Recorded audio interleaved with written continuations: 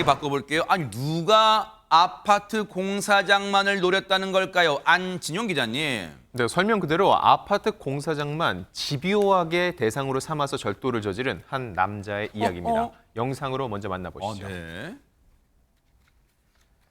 새벽 시간 한 아파트 공사 현장입니다. 철제 차단막 아래 틈 사이로 한 남성이 들어오는 게 보이시죠? 네네.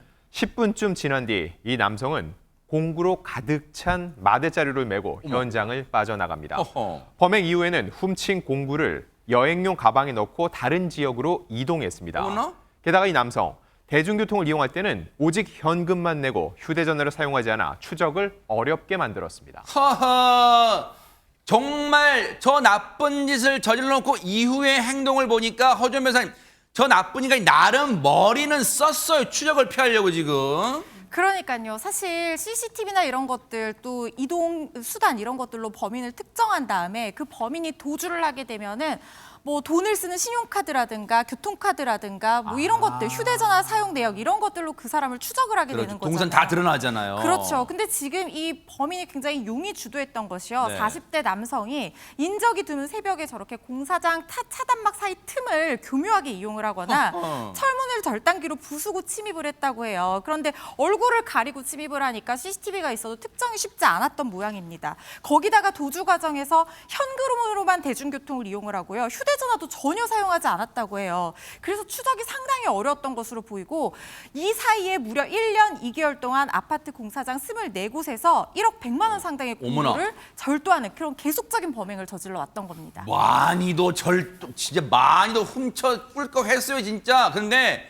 이 어리석은 절도범들은요 이수정 교수님 하나만 알고 둘은 또 모르는 것 같아요 진짜. 맞아요. 지금 결국은 검거됐습니다. 아하. 이 우리나라는 CCTV가 너무 많아가지고 이게 그러네요. 절대 벗어날 수가 없고요. 네. 더군다나 지금 이 사람은 유달리 꼬리가 좀 길었던 것 같아요. 네. 24곳이나 돌아다녀가지고. 네. 그래서 CCTV를 분석을 해가지고 지금 용의자를 특정한 후에 검거했다고 알려지고 있습니다. 사실 이런 진짜 절도범들은 좀 우리 대한민국 땅에서 근절돼. 왜냐면 경찰분들이요 좀 강력범들 잡느라고도 지금 노고가 많은데 진짜 이런 절도범들 전국을 돌아다니면서 이런 속 썩이는 절도범들 또 낭비가 돼요. 좀 수사력이 어쨌든 잘 잡아 검거를 했어요. 잡고 보니까 뭐하는 인간이었습니까, 최재문 교수님? 아니 이 남성은 더 황당한 게 뭔지 아세요? 이 남성이요 재작년에 절도 혐의로 이미 복역을 하고 출소한 세상에, 사람이에요. 진짜 버릇을 못 고치는군요. 그러니까요. 그러면 이제 정신 차리고 열심히 일해서 그렇게 살아야 되지 않겠습니까? 네. 40대 남성이었는데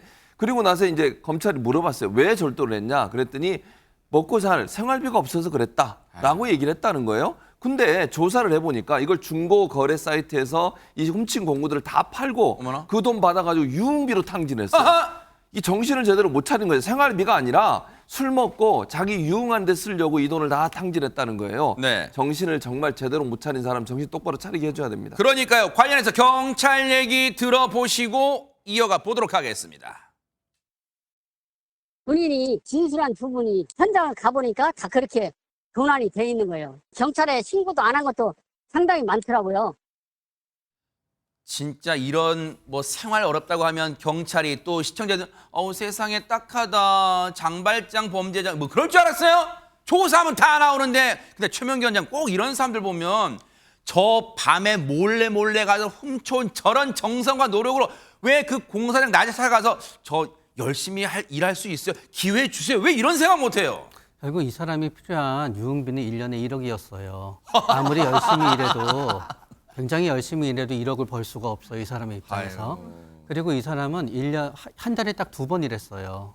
그러나 일을 하게 되면은 한 달에 이제 일주일에 주 5일을 일을 해야 되죠. 아하. 그런 다음에 노동은 굉장히 반복적이고 지루한 동작을 반복해야 돼요. 절도는 지루한 부분이 없어요. 하하. 그렇기 때문에 이 사람은 결국은 돈을 벌든 어떤 근로를 할 수 있는 능력이 굉장히 무능력해요.